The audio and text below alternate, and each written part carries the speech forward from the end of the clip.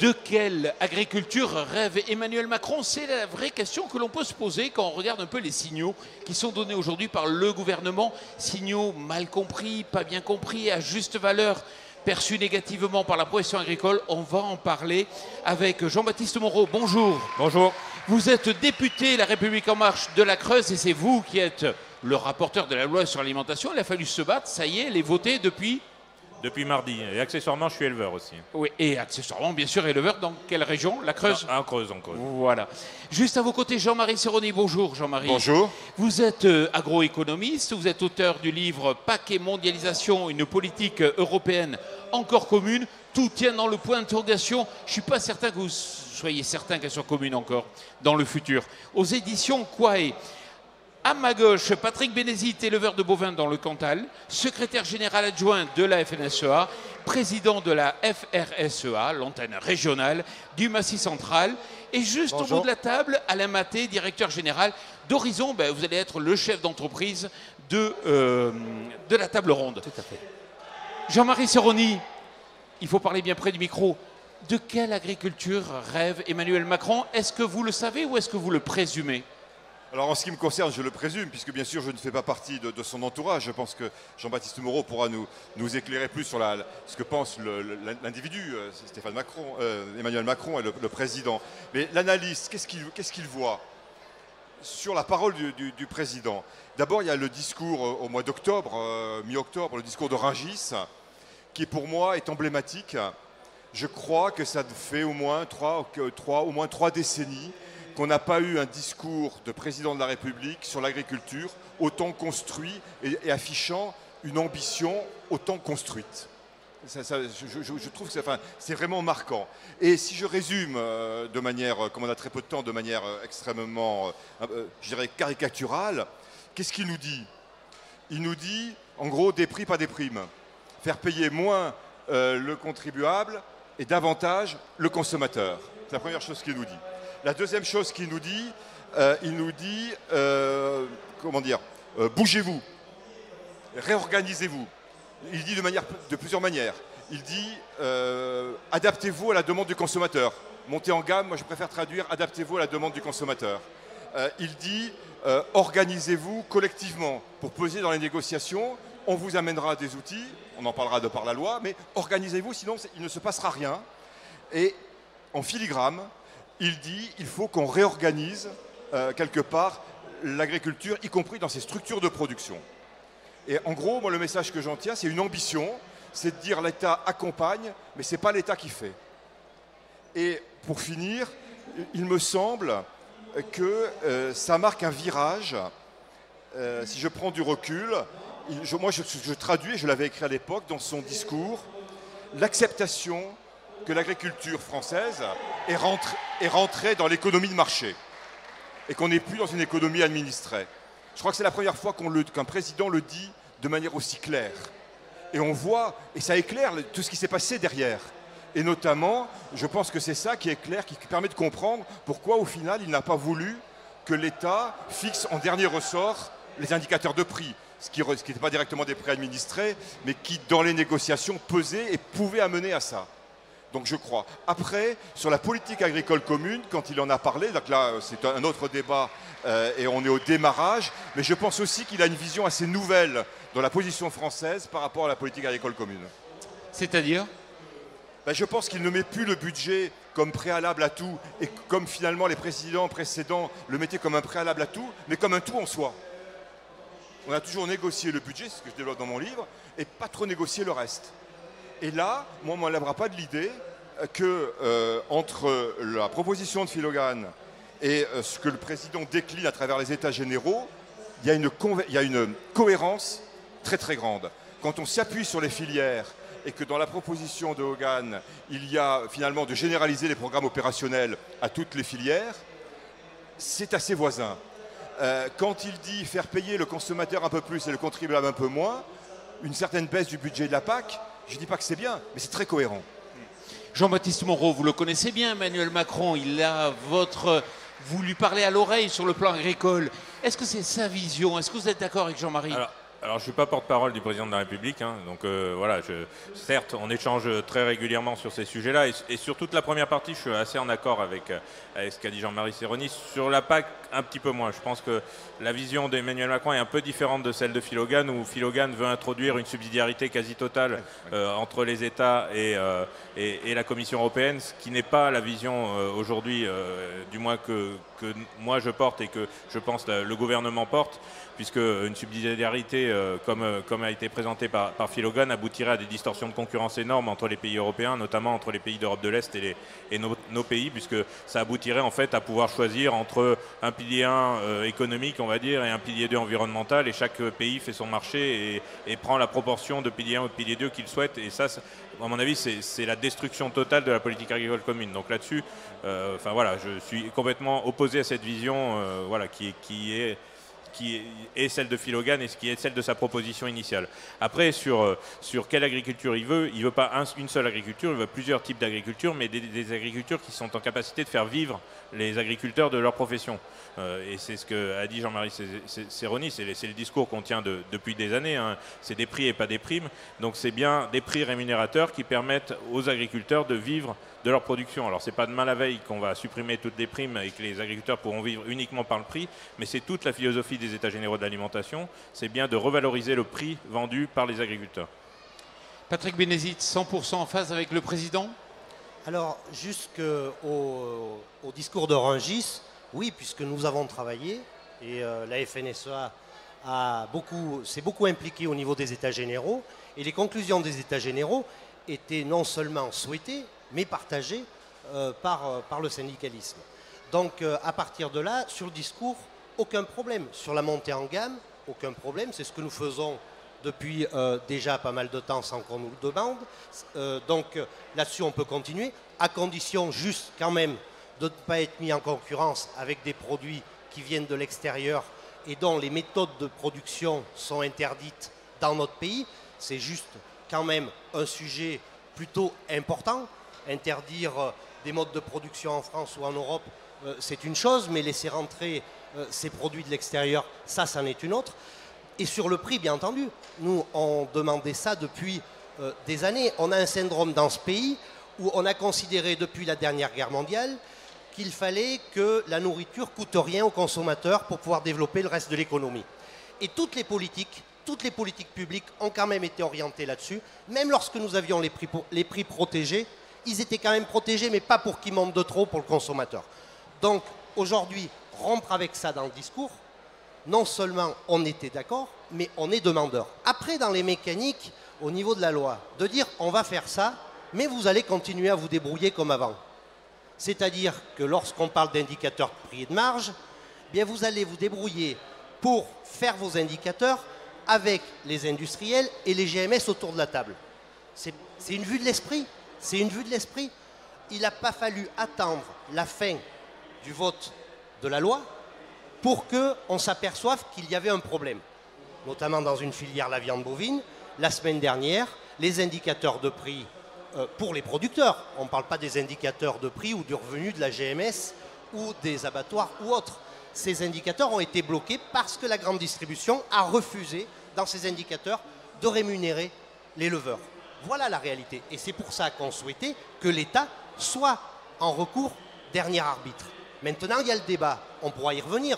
Le blocage, on en a parlé au ministre. Il faudra débloquer la situation. Puisque s'il n'y a pas l'indicateur, toute la logique de la loi, la contractualisation à partir du coût de production et derrière les ordonnances qui émettent des sanctions, tout ça tombe. Donc, je crois que ce qui n'a pas été mesuré jusqu'ici, jusqu'au vote de la loi, et malgré tous les échanges et tous les appels que nous avons faits, c'est que la distribution s'est tellement centralisée et concentrée avec une telle puissance qui a été souhaitée à un moment donné par les pouvoirs publics, où aujourd'hui on a encore des accords de coopération, des concentrations entre les principales enseignes. On a des enseignes qui vont peser 35% de l'achat. C'est énorme, de tout ce que consomment les gens. Donc, la politique publique doit être en mesure de rectifier ces équilibres. Et c'est ce qu'on attendait de ces EGA. Alors, tout n'est pas foutu. On espère que les choses rentreront dans l'ordre. De toute façon, il y a une obligation, puisqu'il faut à un moment donné qu'on trouve les moyens de couvrir les coûts de production. Mais oui, mais Jean-Baptiste Moreau, vous allez dire certainement que c'est pas possible. Ah ben si, c'est toute la mécanique de cette loi et notamment du titre 1 de la loi, c'est bien que ce soit les interprofessions qui déterminent ces indicateurs. Il faut savoir qu'au niveau interprofessionnel, c'est évidemment l'unanimité qui fait foi, donc il faut que les industriels et la grande distribution acceptent ces indicateurs et qu'après ils les utilisent dans les contrats. Donc là, et c'est vrai qu'il y a un problème au niveau d'Interbev et de la filière viande bovine, il y a le médiateur des relations commerciales qui, dans la loi, a pour mission d'accompagner les interprofessions pour essayer d'aboutir à un accord unanime sur ces indicateurs de coûts de production pour qu'après ils soient utilisés, puisque on a eu le débat avec Patrick Bénézy et avec Christiane Lambert sur ce sujet-là. Il faut que ces indicateurs soient validés au sein des interprofessions pour qu'ils soient utilisés après dans les contrats, puisque ce n'est pas parce que l'État va valider ces indicateurs que par la suite, automatiquement, l'agriculteur et son premier acheteur vont les utiliser dans les contrats. Si le premier acheteur ne souhaite pas utiliser cet indicateur, c'est pas parce qu'il est public. S'il n'est pas d'accord avec le fonctionnement et avec le mode de calcul de cet indicateur, il l'utilisera de façon ultra minoritaire dans le calcul du prix. Ça n'aura aucun effet sur le prix payé au producteur. Donc il faut bien que ce soit des indicateurs qui sont validés par tout le monde et qui ont un effet réel sur le prix payé au producteur. Et il y a effectivement urgence. Là-dessus, je suis complètement d'accord, puisqu'on a une situation dramatique, notamment de l'élevage bovin et notamment de l'élevage bovin-viande dans le Grand Massif central. Mais c'est quoi la solution alors? Sauf que ces indicateurs, parce qu'il faut aller au-delà, ces indicateurs de référence seront utilisés, puisqu'il y a une ordonnance qui est prévue dans la loi, puisqu'une loi sans sanction, c'est une loi qui est inapplicable. Des indicateurs, il y en a déjà. L'Observatoire, d'ailleurs, fournit des indicateurs, c'était son rôle, et le fait correctement, en toute neutralité, donc c'était assez facile. Mais on y reviendra de toute façon, j'en suis sûr.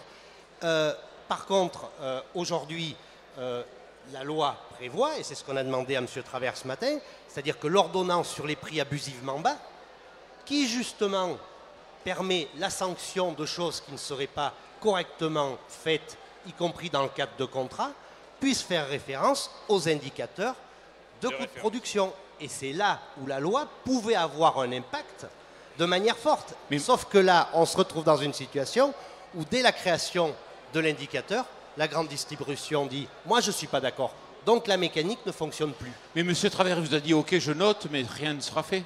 Attendez, le problème, c'est qu'avant même que la loi ait été votée, on assiste à un blocage. Donc c'est quand même un problème. Donc à partir de là, il y a besoin de sortir de cette ornière, en tout cas pour cette filière et pour d'autres demain. Alain Maté, vous êtes chef d'entreprise, vous regardez à la fois un pied dedans, puisque vous êtes dans l'agriculture, même les deux pieds dans l'agriculture, et à la fois vous avez un regard un peu extérieur, dites-moi. Ah oui, complètement. Moi, je suis à la fois au proche de l'éleveur pour les répondre à des besoins qui vont lui... Allez, simplifier la vie dans son travail quotidien. Donc je travaille avec lui directement sur le terrain et je passe aussi à travers un réseau de distribution et sur lequel je suis soumis à des problèmes de marge arrière, de négociation et de contrat. Mais vous ne travaillez pas avec Leclerc, c'est ça la différence? Non, mais je travaille avec des gros groupes quand même, pour ne pas le citer, comme Indivo, etc. Donc qui aussi m'imposent des contrats et des prix qu'ils souhaitent voir à mettre sur le marché. Alors, ça c'est un vieux pieux, messieurs, moi je suis d'accord. Hein. Je suis prêt à le valider, je suis prêt à négocier. Sauf que c'est le distributeur, in fine, qui décide du prix qu'il va mettre sur le marché. Et c'est demain la grande distribution qui va nous dire comment il veut l'acheter et à quel prix il veut l'acheter pour qu'il puisse le mettre sur le marché. Comment fait-on? C'est un vieux pieux, j'entends bien le président, j'entends bien depuis des années les différents ministres comme monsieur, qu'on avait interviewé il y a 2 ans, qui est aujourd'hui ministre Le Maire. Bruno Le Maire. Pareil, on a toujours le même langage, mais concrètement, et quels moyens de pression allons pouvoir mettre à ces distributions? Concrètement, je voudrais quand même juste, avant que Jean-Marie prenne la parole, on a réussi quand même à faire adopter sur un amendement qui a été travaillé avec Bercy, le fait que la Haute Autorité à la concurrence, aujourd'hui, va rendre un rapport systématiquement sur les accords entre centrales d'achat, sur l'effet de ces accords sur le prix payé aux producteurs, et pourra très bien recommander la dissolution de ces accords ou l'exclusion d'un certain nombre de produits de ces accords. Et ça, c'est quelque chose qui n'existait pas auparavant. C'est un amendement qui est venu s'ajouter à la loi Macron, puisque dans la loi Macron, il y avait déjà la possibilité, avant la création, d'avoir un certain nombre de procédures à suivre avant la création de l'accord entre ces centrales d'achat. Et là, on réalise un contrôle ex post, c'est-à-dire qu'on peut très bien aujourd'hui faire le bilan de tous les accords qui ont été conclus dans les 5 ou 6 dernières années et regarder l'effet que ça a eu sur la structuration et sur le prix payé aux producteurs. Et la haute autorité de la concurrence peut recommander, et quand on dit recommander, c'est une obligation.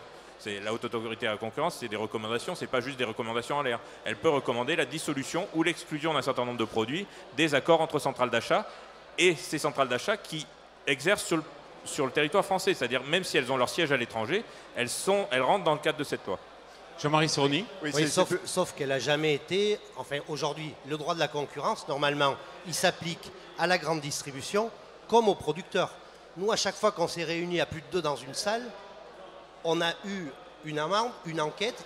Récemment, c'était les vignerons d'Alsace qui ont été rattrapés par la patrouille pour entente. Par contre, jusqu'ici, tous les accords de coopération, alors là, ça a glissé comme les plumes d'un canard sur le dos de l'autorité de la concurrence. Non, mais tout à fait. C'est là où il nous semble qu'il y a 2 poids, 2 mesures. Non, mais on est d'accord, mais il y a eu un changement du cadre européen, parce que c'est le cadre européen qui est en cause. Hein. Et il y a eu un changement avec notamment Omnibus et les avancées d'Omnibus sur les possibilités d'entente au sein des OP, au sein des AOP, sur des quantités et des volumes qui sont aujourd'hui possibles, qui ne l'étaient pas il y a un an. Effectivement, il y a eu un certain nombre d'avancées. Il y avait un cadre européen qui était très rigide et avec une DG Concurrence, qui était excessivement inflexible sur ces principes-là. Et depuis un an, grâce au travail notamment de Michel Dantin au Parlement européen, il y a eu un certain nombre d'avancées qui permettent de faire évoluer ce cadre. Et on a d'ailleurs transposé un certain nombre d'avancées d'Omnibus. J'ai travaillé avec Michel Dantin, même si on n'est pas député européen. Voilà, député européen, même si on n'est pas a priori la même famille politique. J'ai travaillé avec lui sur des amendements pour transposer les avancées d'Omnibus dans le droit français et dans cette loi. Et à votre avis, quand c'est que l'inquiétude de l'agriculteur va disparaître parce qu'il y aura tous les règlements, tout ce qu'il faut? Mais je crois qu'il y a plusieurs choses qu'il faut qu'on ait en tête. D'abord, les états généraux ne se résument pas à la loi. Il y a toute la problématique des plans de filière, qui est quand même majeure. Il y a effectivement, mais tu l'as dit, donc je ne vais pas revenir sur la question du droit de la concurrence. Et on peut se poser la question, ce n'est pas une de mes spécialités, mais pourquoi ça n'intervient pas plus sur l'aval, le droit de la concurrence? Ceci étant, il ne faut pas non plus qu'on se méprenne. Qui est le plus concentré aujourd'hui? Est-ce la viande, le secteur viande, ou est-ce la grande distribution? Le premier groupe français d'abattage en viande bovine, il pèse combien? Autour de 40% sur le marché. Donc c'est lui le plus concentré. Il ne faut jamais qu'on perde ça de vue non plus. Hein. On parle de qui là? Du groupe Bigard. Voilà, il faut le citer. Hein, c'est 40% en viande bovine. Donc ce n'est pas qu'un phénomène de concentration. Et sur l'indicateur, moi ce qui me... Bon, je ne connais pas bien l'actualité du blocage dont effectivement j'ai eu connaissance ce matin dans la presse. Mais un indicateur, c'est toujours compliqué à fixer. Mais je dirais, moi, ce qui me paraît le plus important, c'est ensuite l'évolution de cet indicateur. C'est-à-dire qu'il permet un repère, mais il est forcément faux. Par contre, ce qui est vachement important, c'est son évolution pour peser sur les négociations futures. Et donc, moi, je pense qu'on a un cadre qui a un peu changé. Je rappelle que les prix en économie, ce n'est pas la loi qui les fixe, c'est des mécanismes complexes entre opérateurs, et qu'un opérateur agit toujours dans ses intérêts, l'agriculteur le premier d'ailleurs, dans ses intérêts. Le tout, c'est qu'il agisse dans ses intérêts de long terme. Et la contractualisation permet de raisonner des accords de long terme. Et moi, je suis fondamentalement optimiste, mais quand on regarde la situation de la grande distribution française, dont depuis 4 ans, le chiffre d'affaires des grandes surfaces alimentaires n'évolue plus, ne progresse plus. La restauration hors foyer gagne tous les jours. Donc ils sont sous tension. Donc on peut se dire, ils vont nous pressurer encore plus. On peut se dire ça. Mais on peut se dire aussi, comme ils sont complètement sous pression, notamment tous ceux qui ne sont pas Leclerc, puisque c'est le seul qui progresse, sauf là sur la dernière enquête, ils peuvent très bien, et certains le font, chercher justement des accords dans la durée, profitant de l'image très favorable qu'ont les agriculteurs auprès du consommateur. Et donc là, il y a tous les outils, me semble-t-il, pour construire. On arrive au terme de cette émission. Une réaction pour finir. Non, déjà. Par rapport à ça, ils cherchent beaucoup l'image, mais souvent, ils ne sont pas prêts à la payer. La problématique de mettre les coûts de production sur la table, c'est ce que nous avons prévu, d'ailleurs, dans le cadre des États généraux, c'est de dire, et comme on le dit souvent, plus vert, c'est plus cher. Par exemple, pour ne citer que ça. Aujourd'hui, il y a des filières qui ont choisi de faire plus de labels, plus de bio, voire se passer de tel ou tel produit. Et dans la filière viande, vous avez un objectif extrêmement ambitieux. Oui, ça a un coût 40% supplémentaire. C'est-à-dire qu'on ne va pas quand même se retrouver à faire du bio moins cher.com chez Leclerc. Parce que c'est un petit peu ça aussi le risque. La montée en gamme, il y en a déjà eu des montées en gamme, sauf qu'on l'a toujours fourni au prix du conventionnel. Et je crois que ce qu'il faut bien mesurer, et c'est là où Emmanuel Macron a peut-être pas mesuré les choses de bonne manière, c'est il y a tellement d'écart entre la puissance de la distribution et les agriculteurs qu'aujourd'hui, les dés, ils sont pipés. Et donc, à partir de là, on ne peut plus juste se dire, on vous fournit quelques outils, mais quand même, vous vous débrouillez entre vous. À un moment donné, il y a des secteurs de l'économie où le législateur intervient, le prix de l'énergie, des choses comme ça. Mais il faudrait que tout se mette en marche en même temps. Aujourd'hui, sur l'agriculture... N'oublions jamais qu'on est sur un marché ouvert. Et attention aux importations, notamment en viande. Non, mais il faut attendez, des incitations. Ça sera la conclusion, Jean-Marie. Mais là, pour le coup, le problème doit être réglé, puisque les EGA prévoient d'interdire toute importation faite à base de produits en dehors, oui, c'est moi qui ai posé l'amendement. Donc, c'est moi qui ai posé l'amendement. Normalement, ce sujet devrait être réglé. Et d'ailleurs, on a oublié de demander au ministre ce matin comment il allait le faire appliquer, parce que normalement, à partir de cette loi, les 200 000 tonnes de viande du Brésil qui rentrent doivent être interdites. Pas très bien dit, immédiatement. c'est fini, Jean-Baptiste Moreau. Oui, Votre conclusion. tout à fait. Non, mais quand même, c'est l'État dans l'État, la GMS, là aujourd'hui, on n'est pas capable de faire Non, mais face à 4 centrales. il y a eu des avancées qui sont notables, et d'ailleurs des gens qui travaillent sur ce dossier, comme Charles de Courson, qui sont députés depuis des années, ont salué ces avancées comme des avancées importantes par rapport à cet amendement-là notamment. Mais après, de toute façon, il faut qu'on mette en place des incitations fortes, dans le cadre notamment de la future PAC, au regroupement des OP et des AOP et à l'appartenance des agriculteurs dans ces OP et des AOP pour faire contrepoids à la fois, comme disait Jean-Marie Serroni, aux industriels de l'agroalimentaire et à la grande distribution. Il faut qu'on ait des OP et des AOP fortes. Ça ne veut pas dire qu'on a une seule OP ou une seule AOP sur tout le territoire français, mais qu'au moins on trouve des accords commerciaux entre les OP et les AOP pour les rendre incontournables par rapport à la grande distribution notamment. Et notre chef d'entreprise, il en pense quoi? Voilà, il en pense que je suis plus ou moins d'accord avec tout le monde. Je pense qu'il faut effectivement très vite trouver des solutions. Notre métier, l'agriculture, est en danger. On a besoin d'aider nos éleveurs, on a besoin d'en trouver des solutions. Et il faut absolument qu'on mette pression sur toutes les filières, et notamment dans la distribution, pour trouver un accord. Je suis sûr qu'on va le trouver. Messieurs, merci beaucoup d'être venus ici dans le cadre du sommet de l'élevage pour répondre à la question de quelle agriculture rêve Emmanuel Macron. Merci à vous.